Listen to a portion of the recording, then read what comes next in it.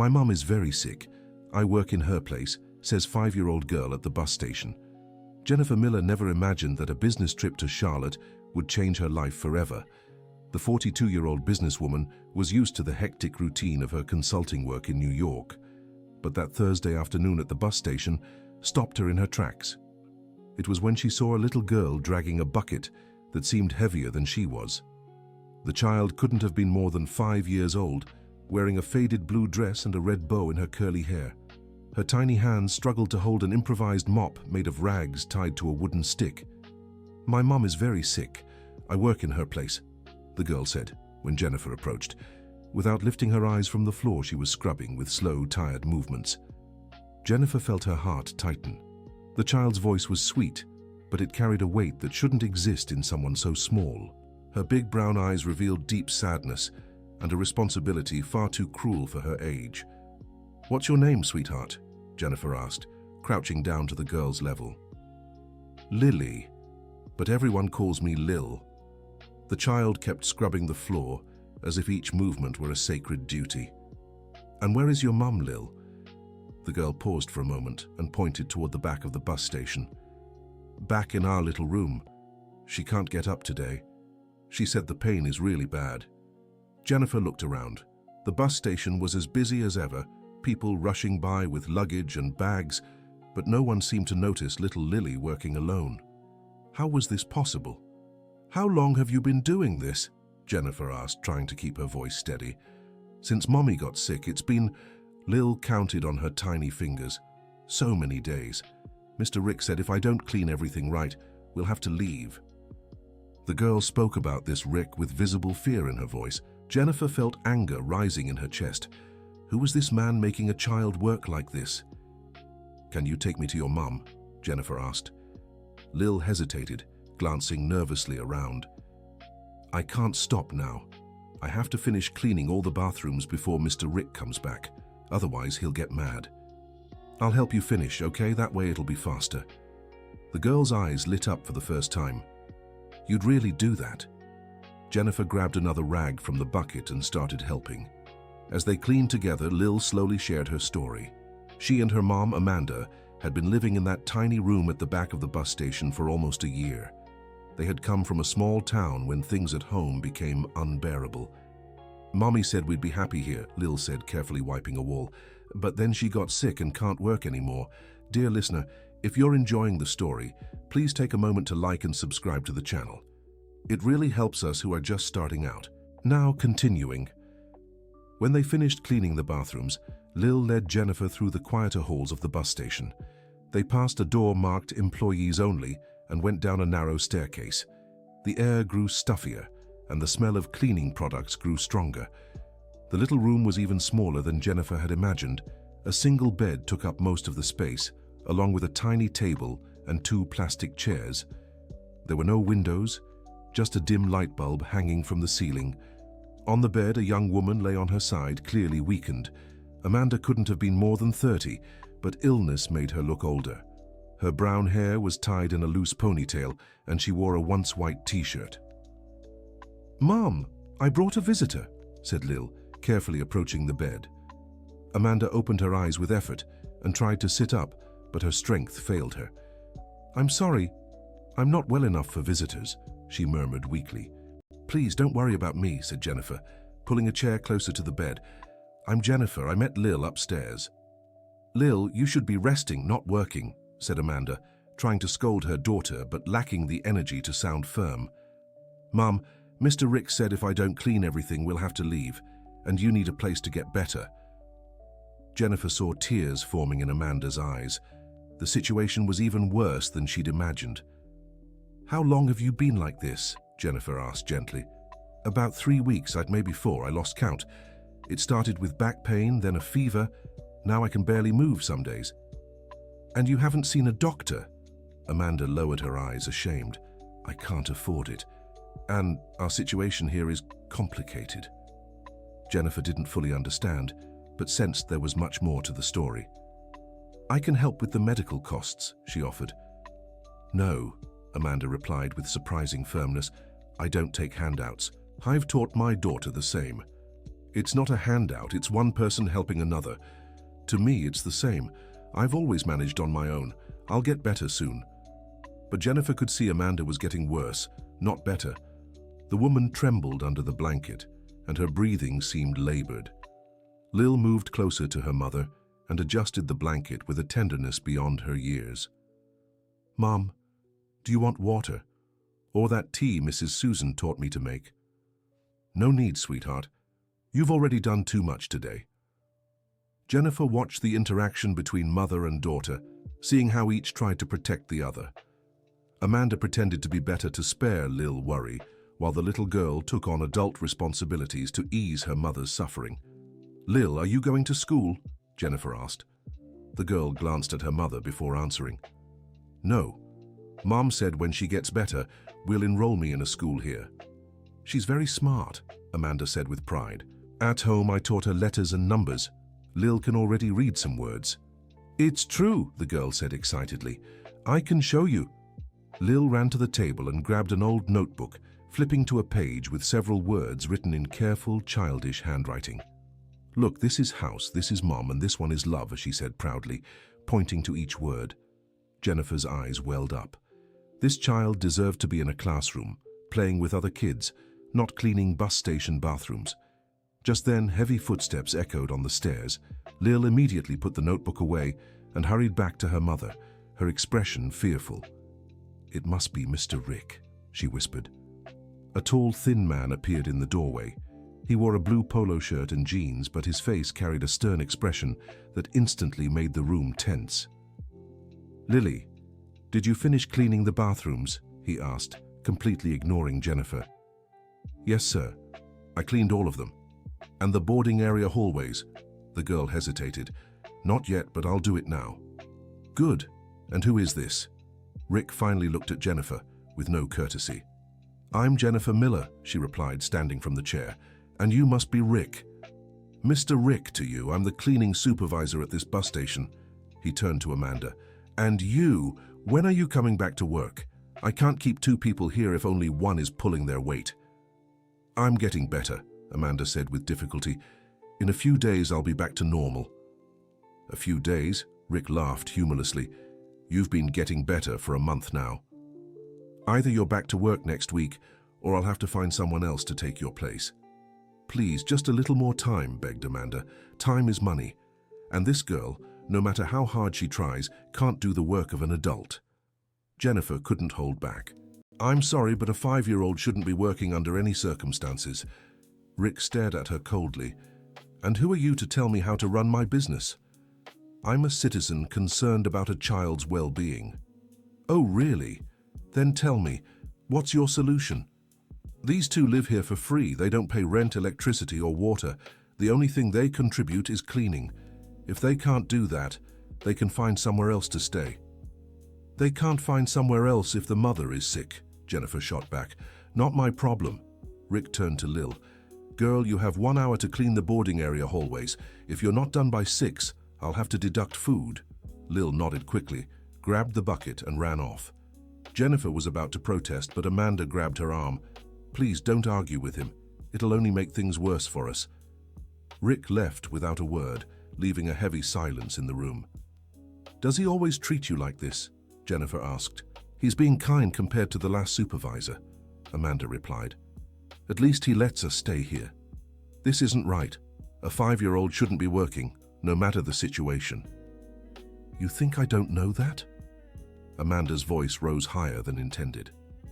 "You think it's easy watching my daughter do this? But what's the alternative, living on the street?" Jennifer realized she'd touched a deep wound. "I'm sorry. I didn't mean to judge you. I just want to help." Amanda took a deep breath, trying to calm herself. "I know, and I appreciate your concern, but our situation is complicated." "Complicated how?" Amanda hesitated before answering. "We don't have papers. Not officially." It took Jennifer a moment to understand. "What do you mean?" "Lil doesn't have a birth certificate. I never managed to register her. And my documents, let's just say they're not up to date." The revelation hit Jennifer like a punch. Without papers, Lil practically didn't exist in the system. She couldn't enroll in school, couldn't get free medical care, and had no legal protection. Why didn't you register Lil? It's a long story, and a painful one. Amanda shifted on the bed, clearly uncomfortable. When Lil was born, I was running away from her father. He didn't want the child, said horrible things when he found out I was pregnant. I fled my hometown in fear, with no money, no plan. By the time I got here, I couldn't prove residency, couldn't get her registered, and the longer it went on, the harder it became. But there are ways to fix this. There are. If you have money for a lawyer, if you have time to chase paperwork, if you're not working 12 hours a day just to survive. Jennifer began to grasp the depth of the problem. It wasn't just about illness or child labor. It was about social invisibility. And Lil's father I never saw him again, and I hope I never do. Amanda's voice turned hard. He made it clear he wanted nothing to do with us. Dear listener, if you're enjoying the story, please take a moment to like and subscribe to the channel. It helps us a lot as we're just starting out. Now back to the story. Jennifer heard hurried footsteps on the stairs. It was Lil returning breathless, her face red from exertion. "Mum, I finished the hallways," she announced proudly. "That's great, sweetheart. Now rest a bit." Lil collapsed onto the second chair, clearly exhausted. Jennifer noticed the girl was sweating far more than someone who'd just cleaned a hallway should be. "Lil, how many hallways did you clean?" "Everyone from the boarding area. There are 4 very large ones. But I managed to finish on time." Jennifer did a quick calculation. 4 large aisles in 1 hour, done by a 5-year-old child. It was inhuman. "Are you hungry?" Jennifer asked. Lil's eyes lit up, but she glanced at her mother before answering. "A little," she admitted. "How about I buy you both a snack?" "No need," Amanda said quickly. "Mommy, can I accept I'm really hungry?" Lil asked in a small voice. Amanda looked at her daughter, and Jennifer saw the internal struggle, pride versus the child's well-being. "All right," she finally agreed, "but just this once." Jennifer went to buy food, but before going up the stairs, she heard voices coming from another small room in the hallway. She approached quietly and recognized Rick's voice. "Next week, I want both of them out of here. That woman is useless now, and the girl is too small to do the job right." "But they have nowhere to go," said a woman's voice. "Not my problem, Susan. I need people who produce, not charity cases." Amanda was a good worker before she got sick. Was is the right word. Now she's just a liability. Jennifer climbed the stairs with a heavy heart. Rick was planning to kick out mother and daughter, and from what she understood, they had nowhere to go. At the bus station's food court, she bought sandwiches, juice, and fruit. She also stopped by a nearby pharmacy and picked up basic fever and pain medicine. When she returned to the small room, she found Lil tending to her mother with heartbreaking tenderness. The little girl was wiping Amanda's forehead with a damp cloth, and Amanda seemed to have gotten worse. "Mommy has a really high fever," Lil said worriedly. Jennifer touched Amanda's forehead and was alarmed. Her temperature was dangerously high. "Amanda, you need a doctor now."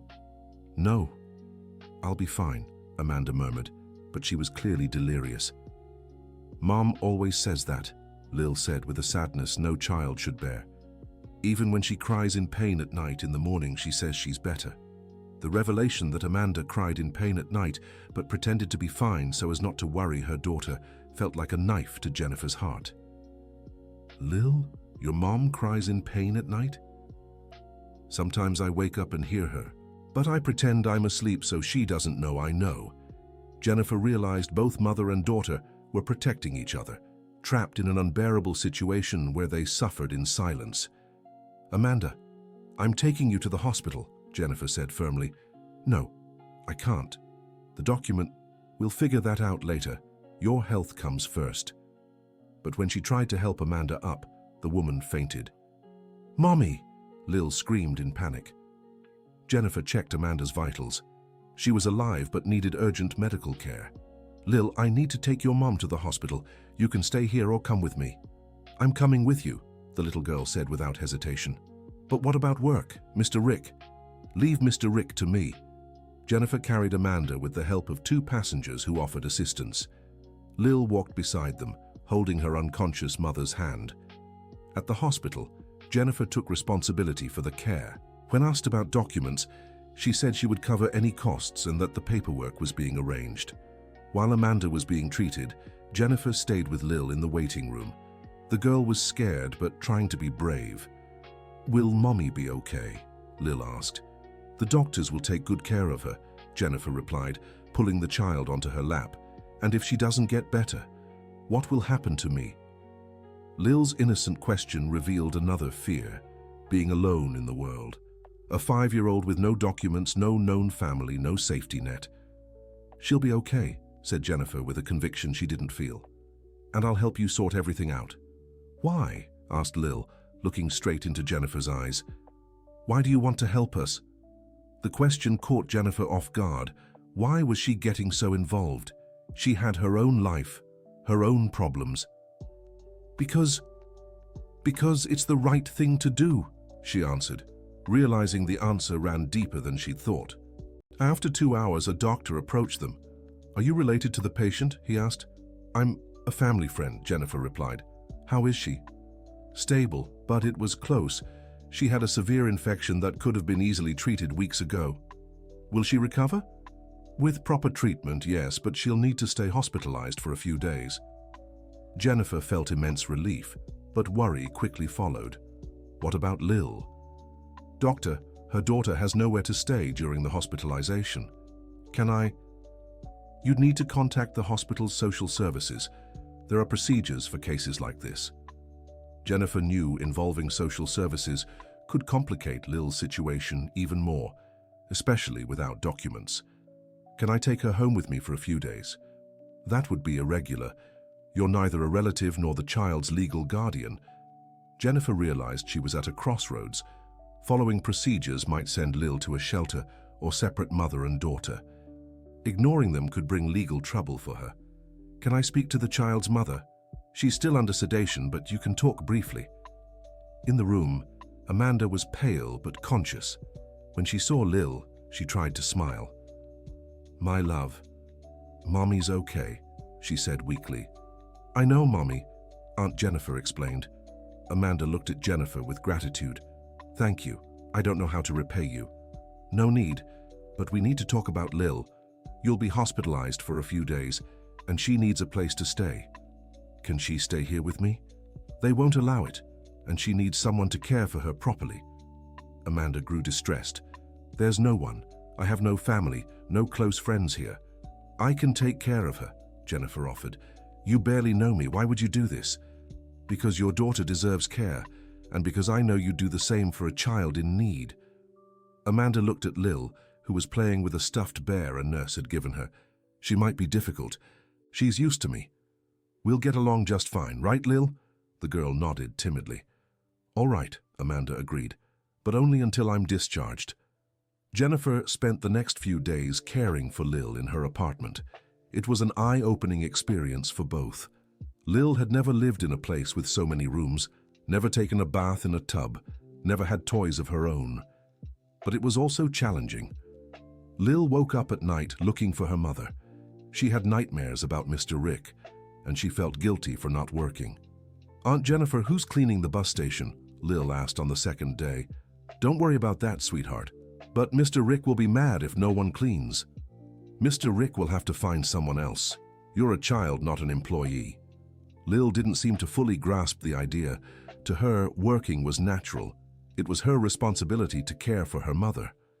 Jennifer used the days to take Lil to the pediatrician, the dentist, and to buy proper clothes. Each small medical checkup revealed more of the neglect the child had endured. "She has some delays in motor development, likely due to malnutrition," the pediatrician explained. "Nothing that can't be fixed with proper nutrition and stimulation." "What about the issue with her documents?" "That's more complicated. Without a birth certificate, she doesn't exist in the system. But there are legal ways to fix this. You'll need a specialized lawyer." Jennifer had already thought about it. She knew good lawyers in her business field, but family law and documentation issues were different specialties.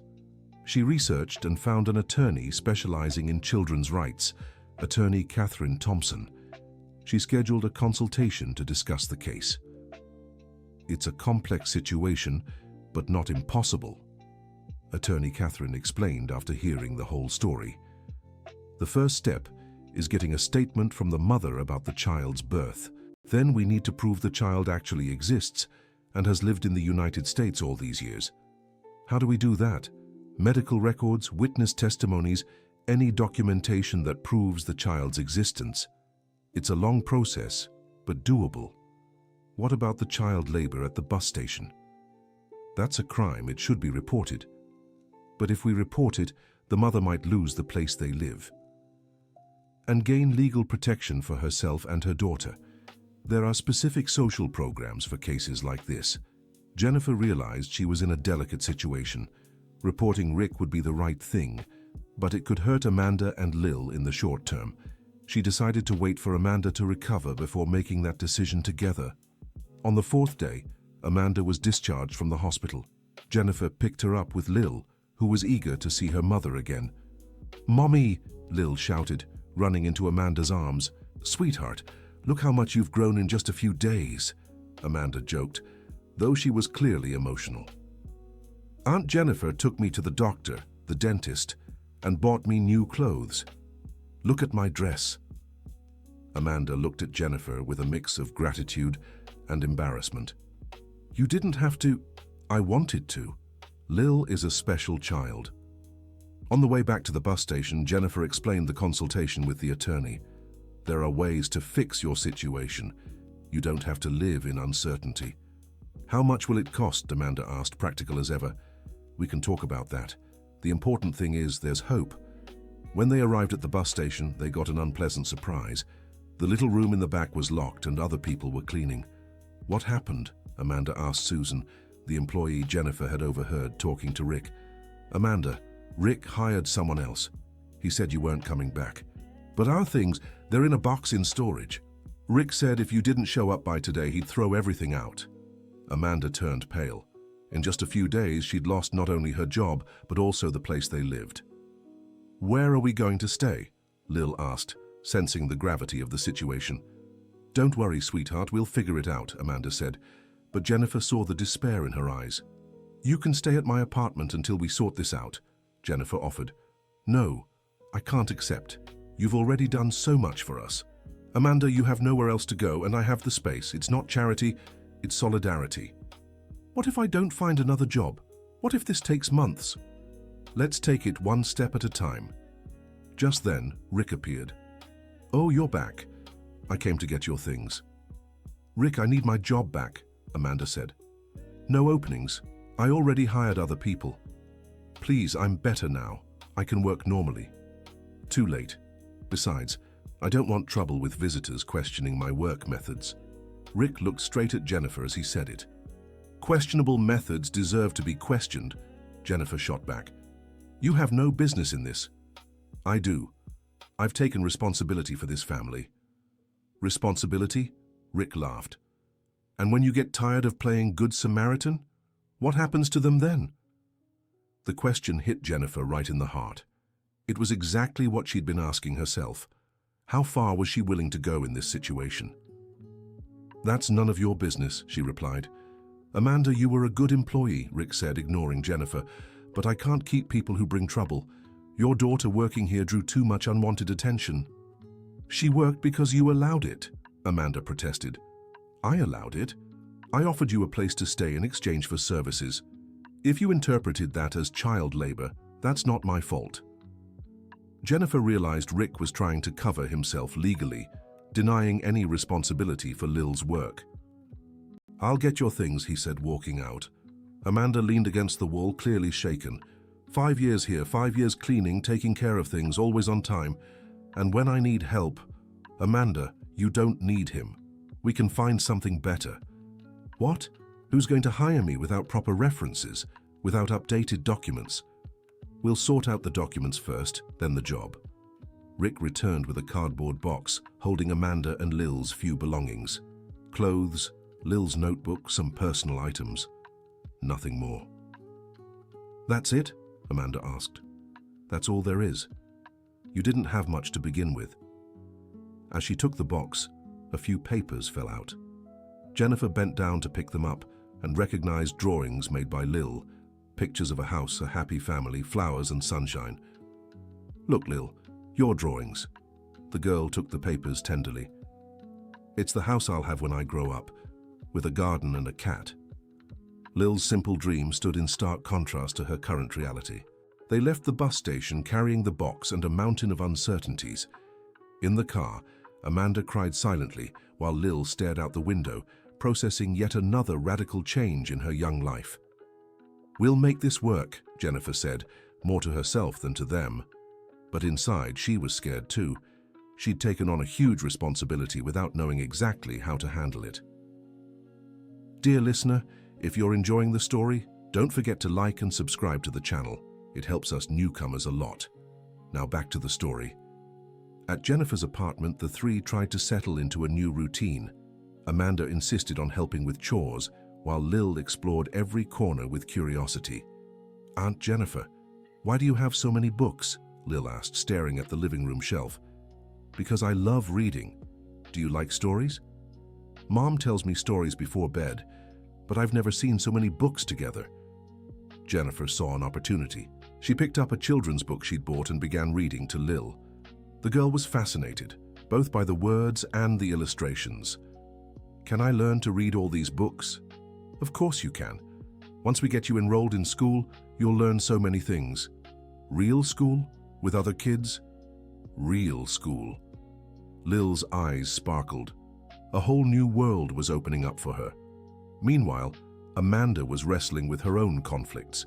She felt grateful for the help, but also humiliated relying on someone she barely knew. Jennifer, I need to talk to you, Amanda said once Lil was asleep. Of course. I can't keep accepting your help without giving anything back. You're recovering. That's what matters right now. But I have my pride. I've always supported myself, always taken care of my daughter alone. And you've done an amazing job. Lil is a wonderful, polite, loving child. That's because of you. But look where we ended up. Her working, me sick, homeless with no future. You'll build that future, and you're not alone anymore. Amanda took a deep breath. Why are you doing this? You have your own life, your own commitments. Why complicate things with our problems? It was the same question Lil had asked, and Jennifer still didn't have a complete answer. When I saw Lil at that bus station, working like an adult, something inside me changed. I couldn't just go on with my life pretending I hadn't seen that. But there are so many children in difficult situations. You can't help them all. No, but I can help you, and maybe that will make a difference. Amanda stayed silent for a moment. Do you have children? No.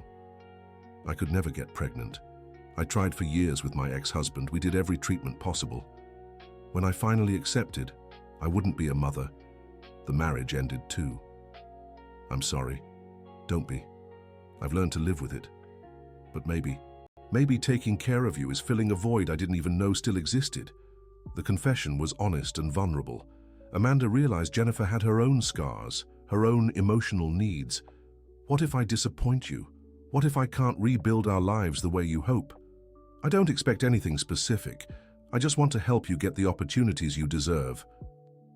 What if Lil gets too used to this life and doesn't want to live simply again? Why would you have to live simply? Why can't you aspire to a better life? Because I don't have a degree, no special qualifications, no connections. Then we'll work on that too. The conversation lasted into the early hours. Amanda shared more of her story, how she'd gotten pregnant very young, how Lil's father had rejected her, how she'd fled her hometown for a fresh start. I was an elementary school teacher at a small public school, she said. I loved teaching, dreamed of making a difference in children's lives. Why did you stop? When I got pregnant, the principal pressured me to leave. It was a small, conservative town. A single pregnant teacher wasn't looked upon kindly. Was that 5 years ago? 6. Lil is 5 now, but I was out of work for months before she was born. Jennifer was outraged. A competent teacher had been forced to abandon her career because of prejudice. Would you like to teach again? More than anything, but my diploma is back in my hometown. I can't prove my experience. We can fix that too. You make it sound so simple. Maybe it's not simple, but it's possible. First, we'll sort out your and Lil's paperwork, then your professional qualifications. Amanda smiled for the first time since Jennifer had met her. You know, when Lil was born, I dreamed of seeing her in a good school, studying, making friends. Then reality got so hard I stopped dreaming.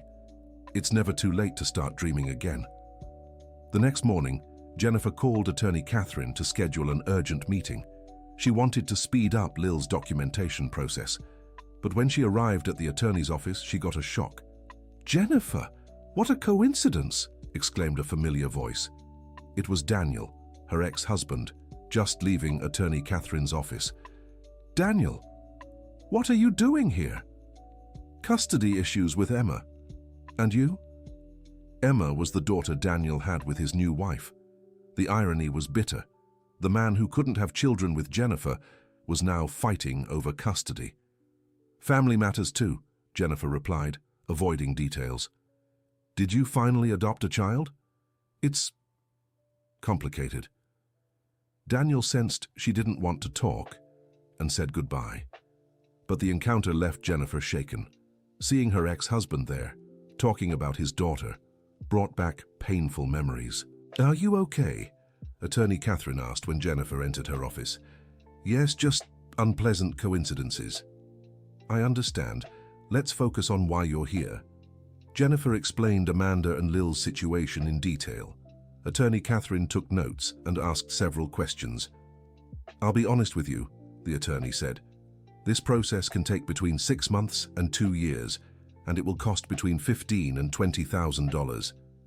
The cost isn't a problem, but why so long? Because we need to build a legal identity from scratch, prove the child exists, where she was born, who her parents are, medical history, everything. And during this time, can't Lil be enrolled in school? There are some alternatives. Private schools might accept her as an exception, with the promise of later formalization." Jennifer left the office with a mix of hope and apprehension. The process would be long and expensive, but there was a way. When she got home, she found Amanda teaching Lil how to write. Mother and daughter were sitting at the kitchen table, focused on a sheet of paper. "Look, Aunt Jennifer, I'm writing my full name," Lil said proudly. "Let me see." On the paper, in careful but childlike handwriting, was written, "Lily Amanda Miller." "Why Miller?" Jennifer asked, surprised. Lil looked at her mother, who blushed. "I explained to her that maybe she could use your last name too, like a family." The revelation caught Jennifer off guard.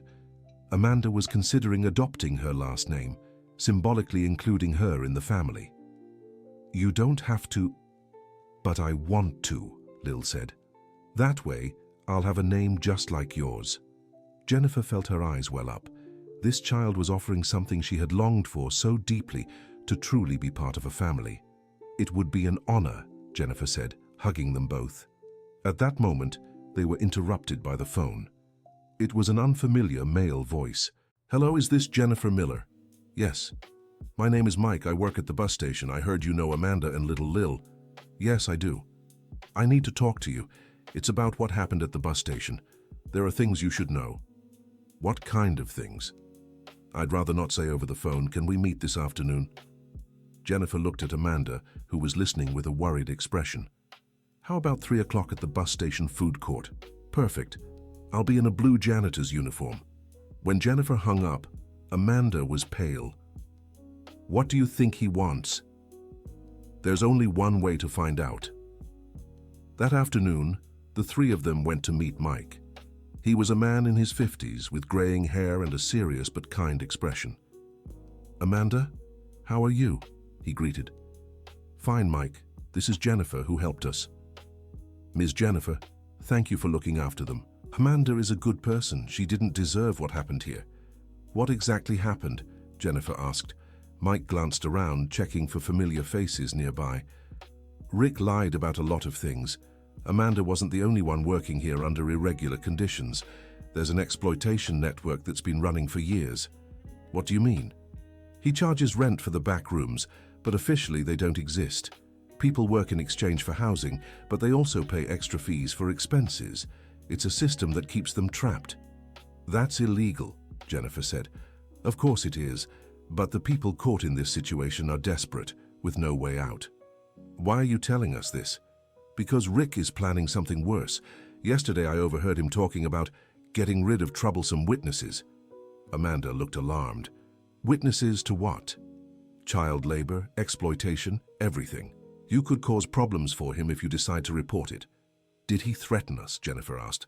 Not directly, but he's been looking into you. He found out where you live, where you work. The revelation unsettled Jennifer. Rick knew where they were. What could he do? I don't know, but I've known him for years. When he feels threatened, he can be dangerous.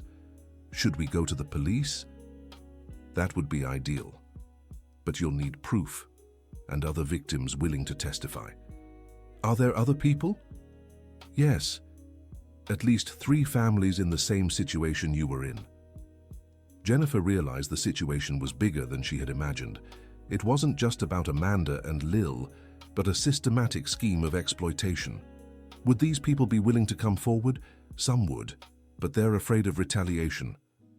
What if we could get them legal protection? Then maybe, but we'd have to act fast. Rick is nervous. He might try to destroy evidence or pressure people into staying quiet. Jennifer left the meeting with Mike with more questions than answers. It was clear she needed to act, but how could she protect Amanda and Lil at the same time? That night, she talked to Amanda about the situation. I think we should report this, Amanda said. We can't let other families go through what we did. But what if Rick tries something against you? We'll face it. I'm tired of being afraid. What about Lil? Lil needs to learn that what's right must be defended, that we can't stay silent when we see injustice. Amanda's courage impressed Jennifer. The woman who weeks earlier had been weakened in bed was now ready to stand up against a system of exploitation. All right, we'll report it. But first, we'll protect ourselves. Jennifer hired a criminal defense attorney to guide them through the process and advise them on safety measures. She also installed security cameras in her apartment and hired a surveillance company. 2 weeks later, they filed a formal complaint. Mike presented evidence he had secretly gathered over the years. 3 other families came forward as victims. The investigation moved quickly. Rick was arrested for forced labor, child exploitation, and running a criminal scheme. The former supervisor, who had already left the company, was also indicted. But the consequences went beyond what they expected. The story made local news. Exploitation scheme at bus station included child labor, read the headline. Jennifer hadn't anticipated the public fallout. Her company started receiving calls from clients asking about her involvement. Jennifer, we need to talk, her partner Brian said in a tense call. About what? This situation at the bus station. Some clients are concerned about the company's image. Concerned why? We did the right thing. I'm not questioning that, but you got personally involved. You took on responsibilities that could affect our work. Jennifer realized her commitment to Amanda and Lil was starting to have professional consequences. What are you suggesting? That you step back. Let the authorities handle it. Brian, this family is under my protection. I won't abandon them now. What if you have to choose between them and the company? The question hung in the air. Jennifer had never considered she'd face such a choice. That night, she talked to Amanda about the dilemma. If this is causing problems for you, maybe it's better if... No, Jennifer interrupted. I won't abandon you because of outside pressure. But your company is important. It's your livelihood, your future. You're important too. You're my family now. The word family came out naturally, unplanned, but as soon as she said it, Jennifer knew it was exactly how she felt. Really family? Lil asked, listening in. Really family, Jennifer confirmed, hugging the girl. But the professional situation kept worsening. 3 major clients cancelled contracts, citing value misalignment. Brian was under increasing pressure from the other partners. Jennifer had to make a drastic decision. I want to buy out your shares in the company, she announced at a partners meeting. Jennifer, it doesn't have to be this way, Brian said. Yes, it does. You made it clear that my involvement with this family is incompatible with the company's interests. We can find a middle ground. There is no middle ground when it comes to family. The negotiation was tense, but Jennifer managed to reach an agreement. She would keep a smaller share of the company, but retain her independence to make personal decisions. Meanwhile, Amanda and Lil's situation was improving. The documents were being processed, Lil had been accepted into a private school, and Amanda was taking a refresher teaching course. "Aunt Jennifer, today I learned how to add big numbers," Lil announced when she got home from school. "What big numbers?" 20 plus 30, it's 50, Jennifer smiled. To Lil, 20 plus 30 was advanced math. The child was discovering the world of formal education. "And you, Amanda, how was your class today?" "Great. I'm remembering things I'd forgotten and learning new teaching methods." "Do you still want to go back to teaching?" "More than ever, especially after seeing how education is changing Lil's life." Indeed, the change in Lil was remarkable. In just a few months, she had gone from a working child to a curious and engaged student. She made friends at school, participated in activities, and discovered new talents. "Aunt Jennifer, can I tell you a secret?" Lil said one night. "Of course." "At school, when the teacher asks about my family, I say I have two mums, Mommy and you." Jennifer's heart swelled with tenderness. "What does the teacher say?" "She says families can be all different kinds, and that what matters is love." The teacher is right. "So you really are my second mum, if you want me to be." "I do, and when I grow up, can I still be your daughter?"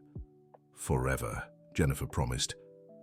6 months after the report, Rick was sentenced to 4 years in prison. The other exploited families received compensation and support to rebuild their lives. Amanda finished her refresher course and got a job at a public school. It wasn't a glamorous position, but it was what she had dreamed of, returning to teaching. "Tomorrow is my first official day as a teacher again," she said the night before. "Nervous?" "A little. It's been almost 6 years since I was in a classroom." "You'll do great. It's your gift. Thank you for believing in me, for giving us this chance. You earned this chance. I just helped open a few doors." On Amanda's first day of school, Jennifer and Lil went to drop her off. Lil was proud to see her mother returning to what she loved. "Will Mommy teach other kids like she taught me?" Lil asked. "Exactly," Amanda replied. "Then they'll be really lucky." As Amanda walked into the school, Jennifer saw a woman completely transformed. She was no longer the broken, desperate person she'd met at the bus station. Now she was a confident professional, a proud mother, a woman who had reclaimed her dignity. "Aunt Jennifer, now that Mommy works at a school, do you think I can go there too?" "Maybe in the future. For now you're doing great at your current school. But it'd be cool to go where Mommy works." It really would. Life had found a new rhythm. Jennifer adjusted her work to spend more time at home. Amanda was radiant in her new career. Lil thrived at school and at home. But an unexpected phone call brought a new twist. "Jennifer Miller," a woman's voice said on the phone. "Yes. My name is Margaret Wilson. I'm a social worker for the city." Jennifer immediately tensed. Calls from social workers rarely brought good news. "How can I help?" "It's about the girl Lily who is under your care." "What about Lil?" "We received an anonymous report claiming the child is being kept irregularly in your home." "An anonymous report from who?" "I can't disclose that. But I need to make a visit to assess the situation." Jennifer hung up the phone with her heart racing. Someone had reported her informal guardianship of Lil. "What happened?" asked Amanda, noticing Jennifer's expression. "Someone reported our situation. A social worker is coming here." "Reported how?" "By saying I'm keeping Lil irregularly." Amanda paled. "Could it be Rick, even from prison?" "I don't know. But we need to prepare." Jennifer immediately called Attorney Catherine. "This could be a problem," said the attorney. "Technically, you don't have legal custody of the child, but I have the mother's permission. Informal permission. Legally, it's not valid. What could happen? In the worst-case scenario, they could take Lil to a shelter until the situation is resolved. That can't happen. Then we need to speed up the adoption or legal guardianship process and prepare well for this social worker's visit. The visit was scheduled for the following Friday. Jennifer, Amanda, and Lil spent the entire week organizing documents and preparing the house. Lil, if the lady asks if you're happy here, what will you say? Amanda rehearsed. That I'm very happy, that you take good care of me, that I like my school and my friends. And if she asks if you miss anything, I'll say I only miss the cat I want to have when I grow up, Lil replied, making the two adults laugh. Even in tense moments, Lil's innocence brought lightness. On Friday, Margaret arrived promptly at 2 in the afternoon. She was a woman in her 40s, serious but not hostile. Good afternoon, I'm Margaret Wilson, the social worker. Please come in. I'm Jennifer. This is Amanda, Lil's mother, and this is Lil herself. Margaret greeted everyone, but her gaze was clearly investigative. May I see the house? Of course. Jennifer showed her every room. The bedroom Lil shared with Amanda was tidy, with toys neatly arranged and school supplies on the desk. Lily, may I speak with you alone? Margaret asked. Sure, Lil replied without hesitation. Jennifer and Amanda stayed in the living room while Margaret talked with Lil in the bedroom. The wait was agonizing.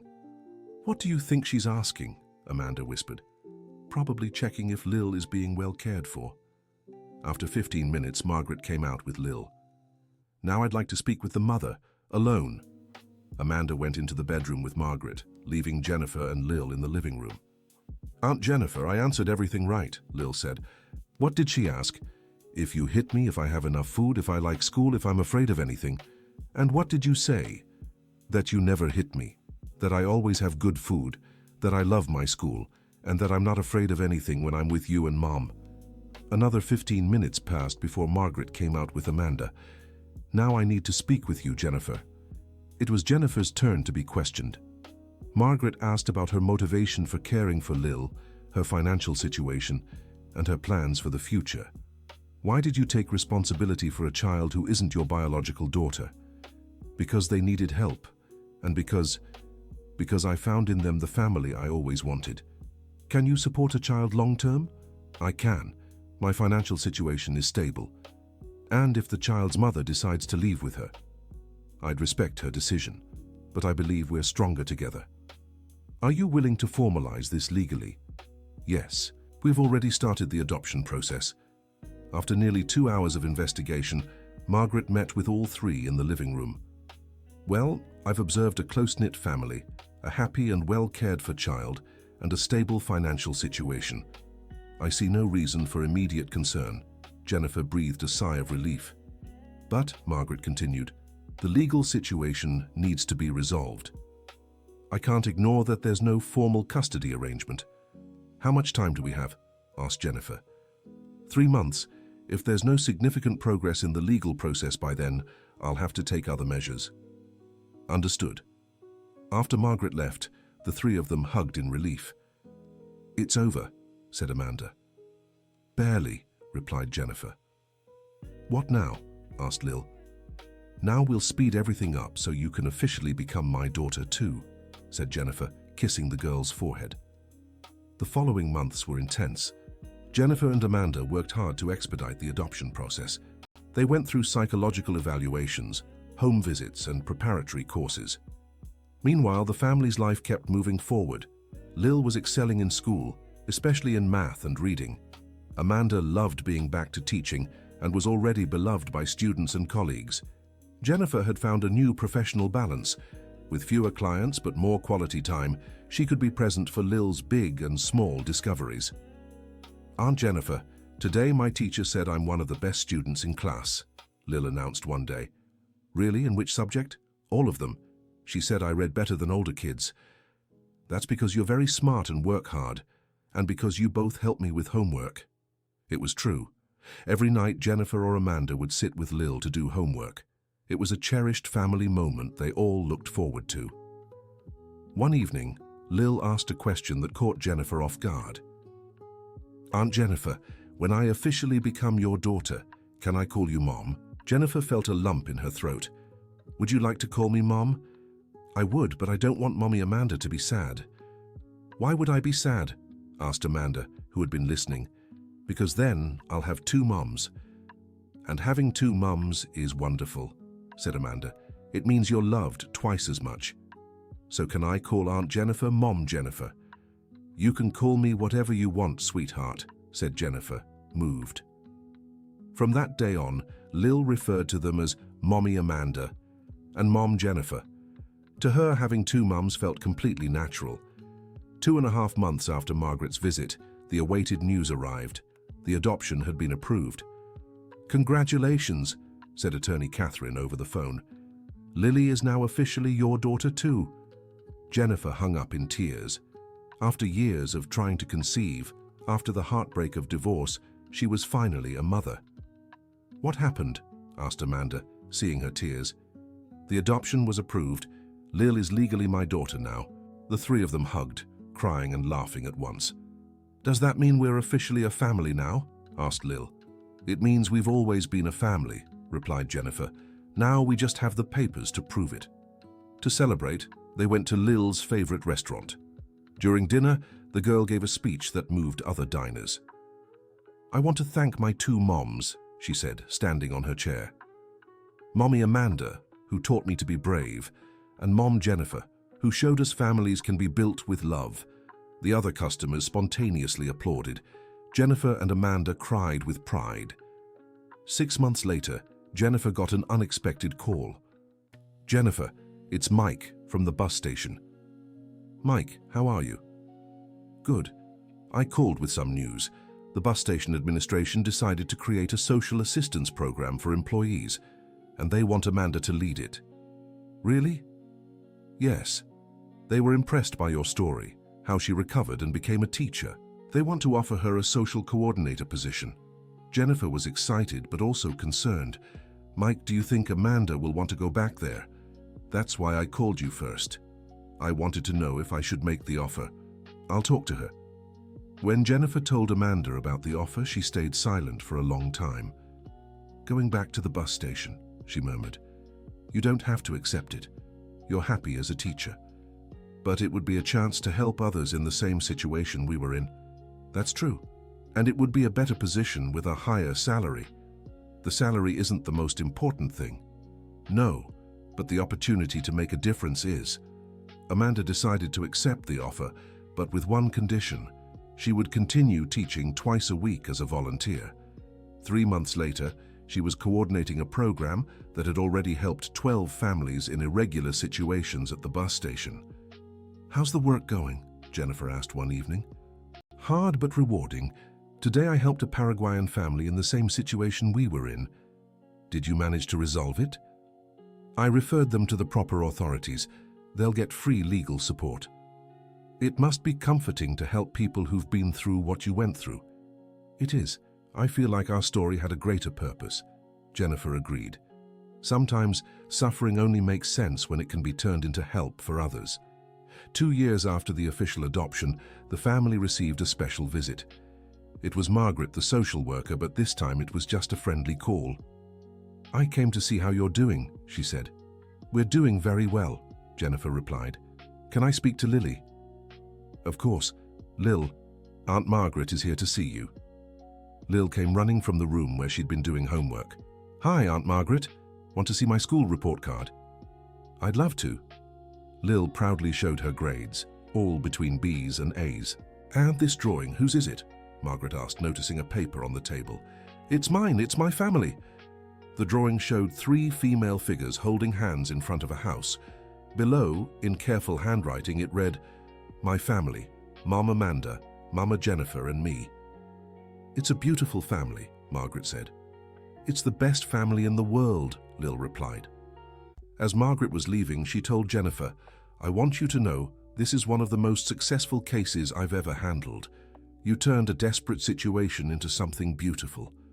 We transformed each other, Jennifer answered. How so? They gave me the chance to be a mother. Maybe I gave them the chance to dream again. But we all became better people together. On the eve of the 3rd anniversary of the adoption, Jennifer was organizing family photos when she found one that moved her deeply. It was a picture of Lil at the bus station on the day they met. A small girl in a faded blue dress, holding a mop bigger than herself. She compared it to a recent photo. Lil, at 8 years old, smiling in her school uniform, holding a trophy for Best Student of the Year. "What are you thinking about?" Amanda asked, coming closer. "How life can change completely in such a short time. For the better? Definitely for the better.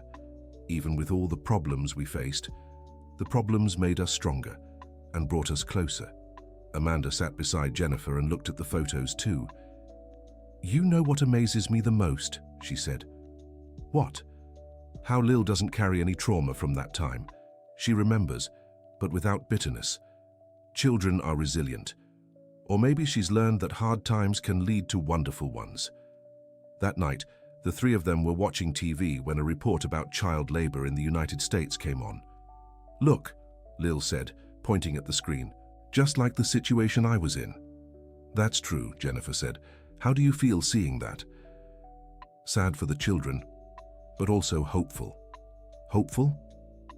"Because if it worked for me, it can work for them too." The wisdom of an 8-year-old Lil left both women speechless. "When I grow up," Lil continued, "I want to help kids the way Mom Amanda helps families at the bus station." "What kind of help?" Amanda asked. "I want to be a lawyer, to take care of paperwork for children who don't officially exist." Jennifer and Amanda exchanged glances. Lil had chosen her calling based on her own life experience. "It's a beautiful profession," Jennifer said. "And you'd be an excellent attorney," Amanda added. "Would you help me study for it?" "We'll help you with whatever you want to be," Jennifer promised. 5 years after that first meeting at the bus station, the family gathered to celebrate Lil's 13th birthday. She had grown into a smart, caring, and determined teenager. "Mom Jennifer, can I make a special request?" Lil said during her birthday dinner. "Of course. I want to visit the bus station, see the place where we met." "Are you sure?" "I am. I want to thank that place." "Thank it?" "If you hadn't seen me there that day, maybe we'd never have become a family." The following week, the three of them went to the bus station. The place looked very different, more modern, more organized, with the social program Amanda coordinated running at full speed. Lil walked through the halls she had cleaned years before. "This is where I used to work," she said, not nostalgically, just as a fact.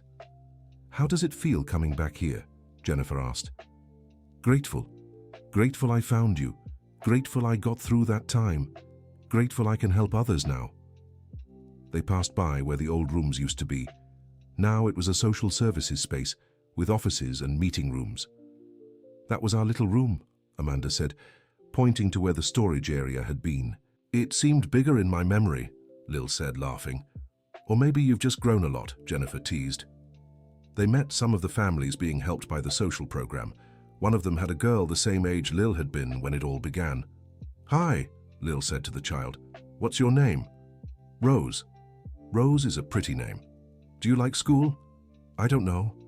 I've never been." Lil looked at Jennifer and Amanda with an expression they knew well, the same determination they saw whenever she decided to help someone. "Rose, can I tell you a secret?" Lil said. "I'd never been to school either, but now I love studying, and you will too." "Really? Really? And you know why? Because in school, you'll learn amazing things, make friends, and discover stuff you didn't even know existed." The conversation between the two girls moved Jennifer and Amanda. Lil was doing for Rose exactly what Jennifer had done for her, offering hope. "Mom Amanda," Lil said as they left the bus station, "can I help with your social program?" "How?" "By talking to the kids, showing them a different life is possible. You're still a kid yourself, Lil. But I'm a kid who's been through the same thing. That might make a difference." Amanda spoke with the bus station administration and got permission for Lil to make monthly visits as the program's Hope Ambassador. Once a month, Lil talked to children and teens in difficult situations, sharing her story and offering them hope for the future. "How did you get to study without documents?" a 10-year-old boy asked during one visit. "My mom Jennifer helped me, and there are lawyers and social workers who know how to fix those situations." "Wasn't school hard at first?" "At first, yes. I didn't know a lot of things other kids did, but my teachers helped me. And the more I learned, the more I wanted to learn." "Do you have friends?" I have lots of friends, and you know what I've learned. True friends don't care where you came from, they care who you are. Lil's conversations with these children were always touching. She had a gift for genuinely spreading hope because she had lived the transformation she promised. On her 14th birthday, Lil received a special surprise. Jennifer and Amanda had organized a party with all the families who had been helped by the bus station's social program. "This party isn't just to celebrate your 14 years," Jennifer said, "but also all the years of hope you've shared." Among the guests was Rose, the girl they had met at the bus station. She was now enrolled in school and living with her family in a small but decent home. "Lil, thank you for giving me hope," Rose said. "You're welcome, but the one who gave you hope was yourself. I just reminded you it was there." During the party, a local journalist approached Jennifer. "I'm Carrie, from the city newspaper. Can I talk to you about your family's story?" "What part of it?" "About how a child who worked at a bus station became a symbol of hope for other kids in the same situation." Jennifer looked at Amanda and Lil. "If they agree." The article was published a week later under the headline, "The Girl Who Turned Suffering into Hope." It told the whole journey, from the meeting at the bus station to the social aid program Lil informally coordinated. The response was immediate. Jennifer started getting calls from other cities asking how to replicate the bus station's social program. "Mom Jennifer," Lil said after reading the article, "I think our story can help more people." "How?" "We could travel to other cities, share our story, help other places create similar programs." "You want to do that?" "I do. I think that's why we went through all of it. To be able to help others." Jennifer talked to Amanda about Lil's idea. "It's a big responsibility for a teenager," Amanda said, "but she's always been mature for her age and she has a real passion for helping." "What about you? Would you be willing to travel, speak publicly about our story?" "If it helps other families, yes," and so began a new chapter in the family's life. Once a month, they traveled to different cities where Jennifer spoke about the legal and business side of social programs, Amanda about practical implementation, and Lil about the emotional impact on the children they helped. Their first talk was in Philadelphia for an audience of social workers and public administrators. "Good afternoon," Jennifer began. 6 years ago, I was a businesswoman focused only on profits. Today, I'm the mother of a girl who taught me that real success is measured by the difference we make in others' lives." Amanda spoke about the practical challenges of running effective social programs. "The most important thing is understanding that struggling families don't want charity," she said. "They want the chance to rebuild their lives with dignity." But it was Lil who moved the audience. "When I was 5, I thought my worth as a person depended on how much I could work," she said. "Now I know my worth depends on how much I can love and be loved." After the talk, a social worker approached Lil. "I have a daughter your age who went through something similar. Can I tell her it's possible to have a normal life? Tell her it's possible to have a life better than normal. It's possible to have an extraordinary life." Over the next 2 years, the family visited 15 cities. Each trip led to the creation or improvement of local social programs. In Denver, they helped start a program for street children. In Charlotte, they developed a system for document regularization for immigrants. In Pittsburgh, they implemented job training for mothers in vulnerable situations. "You're creating a national support network," said the mayor of one of the visited cities. "It's not us," Lil replied. "It's the communities themselves. We just help show what's possible." By the end of high school, Lil had been accepted into 3 universities to study law. She chose the one with the best social outreach program. "Are you sure about your choice?" Jennifer asked. "Absolutely. I want to be a lawyer specializing in children's rights. I want to legally solve what you emotionally fixed in my life." On high school graduation day, Lil was chosen to give the class speech. "My classmates," she began, "you know my story. You know I might not have been here today, but I am because people believed in me when I didn't even know I deserved that belief." Jennifer and Amanda were in the audience, crying with pride. "Today, I finish one stage of my education," Lil continued, "but I'll never stop learning. Especially, I'll never stop learning how to turn suffering into hope." The speech was interrupted several times by applause. When Lil finished, the entire audience stood up. After graduation, there was a celebration at the family's home. Among the guests was Mike, the bus station employee who had warned them about Rick's schemes. "Lil," he said, "when you were little, I never imagined you'd become all this." "What did you see in me back then?" "A hard-working, responsible child, but a very sad one. Now I see a young woman who turned that sadness into a life mission." "The sadness didn't disappear," Lil replied. "It turned into empathy." During the party, Jennifer had a moment of reflection. She looked around and saw Lil chatting animatedly with school friends, Amanda laughing with co-workers, and Mike telling stories to a group of kids. 7 years earlier, she had been a lonely businesswoman focused only on her career. Now she had a family, a mission, a purpose beyond herself. "What are you thinking about?" Amanda asked, walking over. "How one simple decision can change everything." "What decision?" "Stopping to talk to a girl cleaning the floor at a bus station. Do you think you were the one who saved us?" "At first I thought so. Now I know you saved me too." "How so?" "I was living, but I wasn't alive. I had success, but no purpose. You gave me the family I always wanted, and the mission I didn't even know I needed." 3 years later, Lil was in her final year of law school and already working at a firm specializing in children's rights. Her dream of becoming a lawyer was coming true. One day, she received a case that moved her deeply.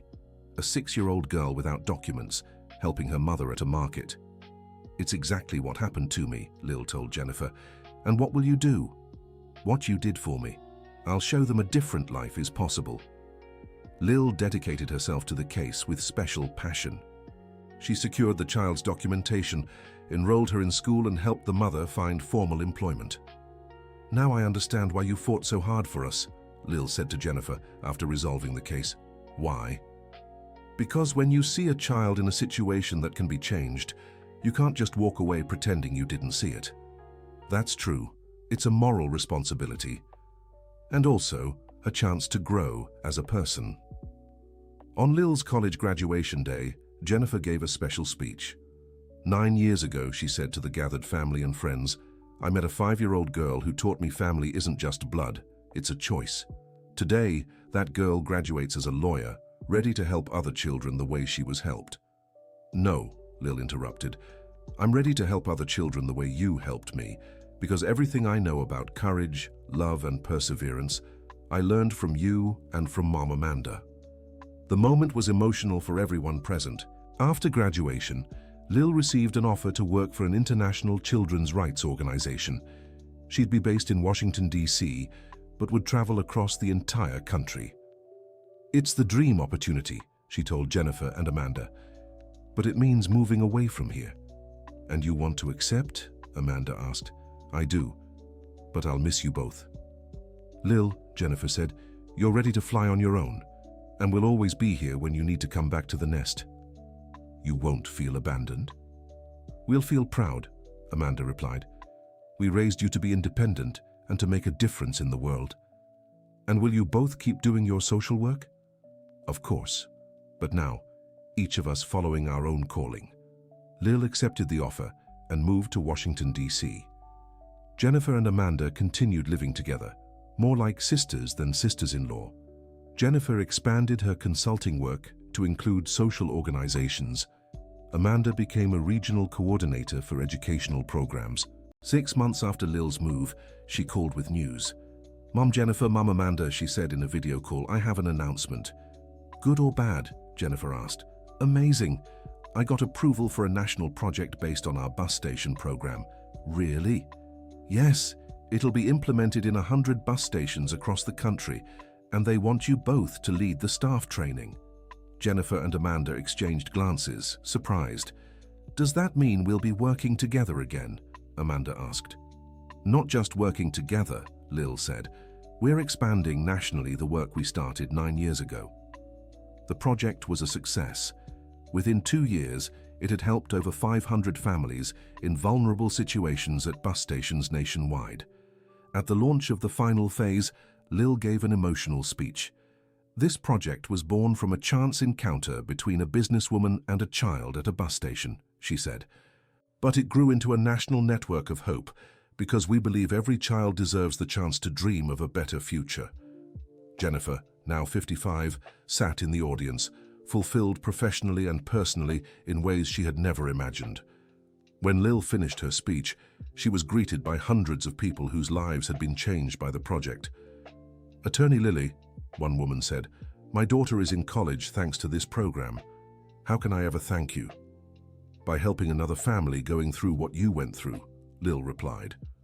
At 27, Lil had become one of the most respected child rights attorneys in the country. She had written a book, given international talks, and coordinated social programs across Latin America. But what made her proudest was knowing she had helped over 1,000 children gain access to education and legal documentation. "Sometimes I think about what might have happened if Mom Jennifer hadn't stopped to talk to me that day," she said in an interview with a national magazine. "And what conclusion do you reach? That it's not about what might have happened.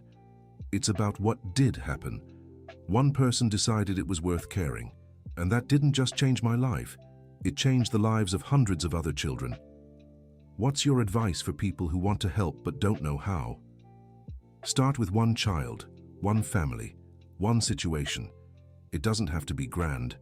Small acts of love can have immeasurable consequences." On the 10th anniversary of their first meeting at the bus station, the family organized a special celebration. They invited everyone who had been important in their journey: Mike, attorney Catherine, Margaret, and dozens of families they had helped. 10 years ago, Jennifer said in her speech, "I was a successful woman, but empty inside. Today I'm a fulfilled woman because I learned that true success isn't measured by what we achieve for ourselves, but by what we do for others." Amanda also spoke. 10 years ago, I was a desperate woman without hope. Today I oversee programs that bring hope to other families. I learned that our greatest strength comes from our ability to turn pain into love. But it was Lil's speech that moved the crowd the most. 10 years ago, I was a child who thought my worth depended on how much I could work, she said. Today I know my worth, and the worth of every child lies simply in existing, in being loved, in having the chance to dream. She paused, looking at Jennifer and Amanda. But most of all, I learned that family isn't just who gives us life, it's who gives us the chance to live fully. When Lil finished, the entire party stood and applauded. Many were crying, including Jennifer and Amanda. After the celebration, the three of them stayed alone in the house, reminiscing about their journey. "Do you regret anything?" Lil asked. "Not a thing," Jennifer answered immediately. "Me neither," said Amanda. "Every hardship brought us here." "And you?" Jennifer turned the question back to Lil. "Do you regret anything?" Lil thought for a moment. "I regret the time it took me to understand I deserved to be loved. But I don't regret anything that happened, because it all taught me something important." "What's the biggest lesson you learned?" Amanda asked. "That love can heal any wound, that family can be created, that suffering can turn into compassion, and that every child deserves the chance to discover who they can become." In that moment, Jennifer realized her journey was complete. She had found the family she'd always wanted, the purpose she hadn't known she needed, and the certainty that she'd made a difference in the world. "You know what amazes me the most?" she said. "What?" Amanda and Lil asked. "How our story began with a child asking for help and turned into a network of people helping others. It's like that first act of compassion multiplied endlessly." "That's what happens when we plant seeds of love," Lil said.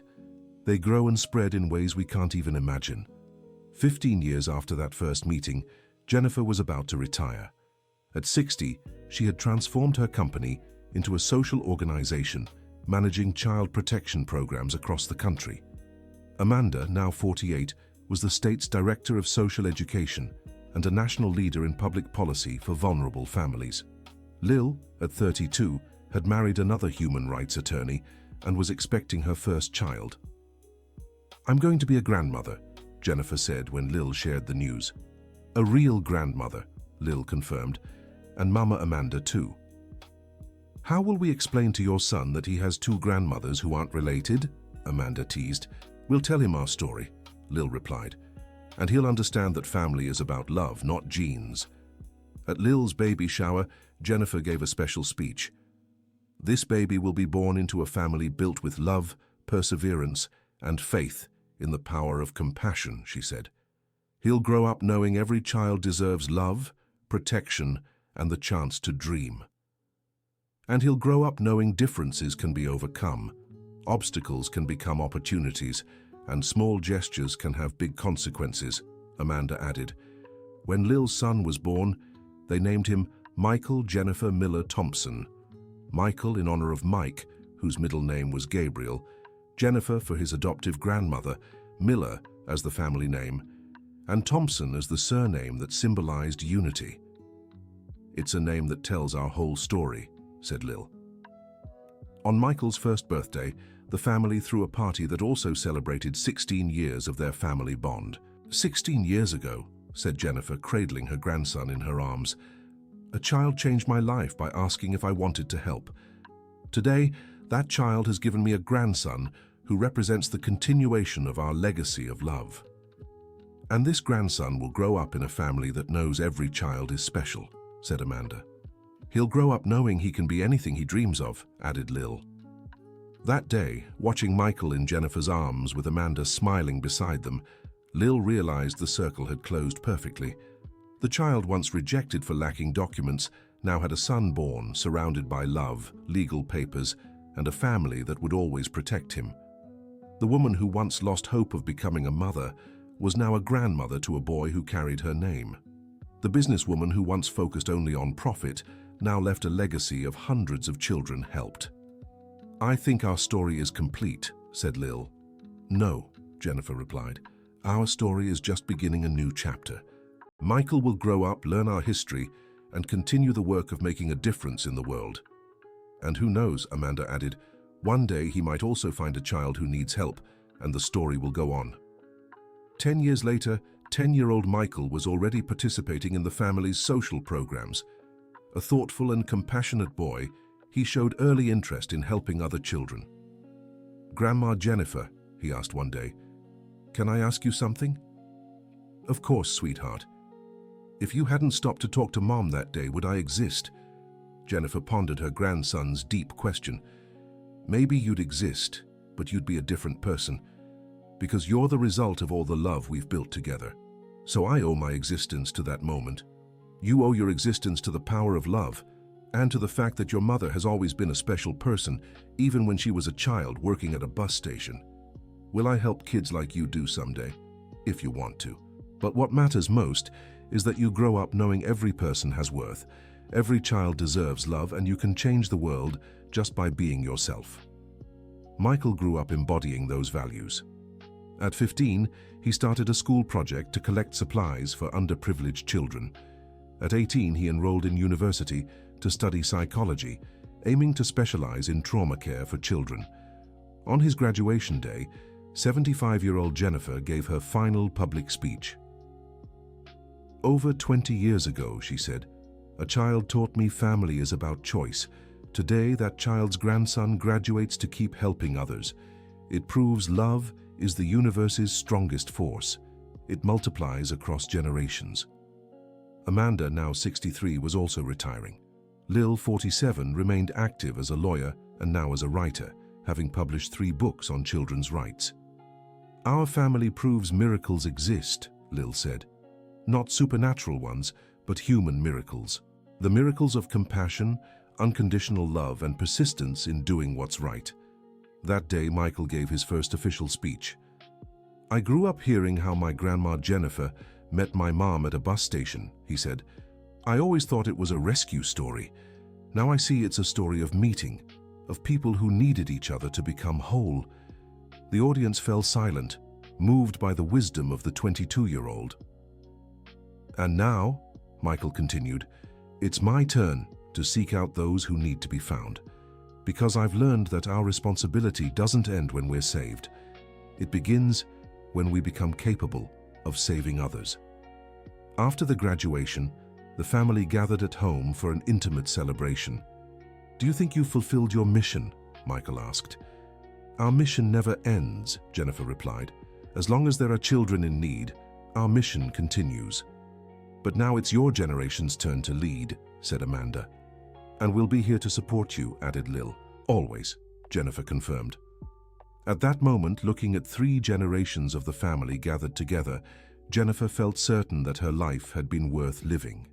A decision made at a bus station 25 years earlier had blossomed into a family, a mission, a legacy that would endure for generations. The child who once scrubbed floors was now a respected attorney and loving mother. The woman who once felt incomplete was now a proud grandmother and fulfilled social activist. The mother who once felt desperate was now an influential educator and community leader, and all of them had helped shape a young man who would carry on the work of turning suffering into hope. "Do you know the most beautiful part of our story?" Jennifer said. "What?" everyone asked. "That it doesn't have an end, because the love we planted will keep growing through Michael, through the children he may have, and through all the kids you'll still help." "It's true," Lil agreed. "Our story isn't about a chance encounter. It's about how love can multiply endlessly when we choose to open our hearts. And about how every child deserves the chance to discover their own potential," Amanda added. "And about how family is the most powerful thing there is," Michael concluded. That night, as everyone went to sleep, Jennifer stayed in the living room a little longer, gazing at the family photos scattered around the house. Photos of Lil as a child at the bus station, photos of her graduation, photos of her wedding, photos of Michael as a baby, photos of all of them traveling across the country to give talks, photos of hundreds of children they had helped. Each photo told part of a story that had begun with a simple meeting and transformed into a saga of love, perseverance, and social change. Jennifer smiled, knowing she had lived an extraordinary life, not because of what she had achieved for herself, but because of what she had built alongside the people she loved.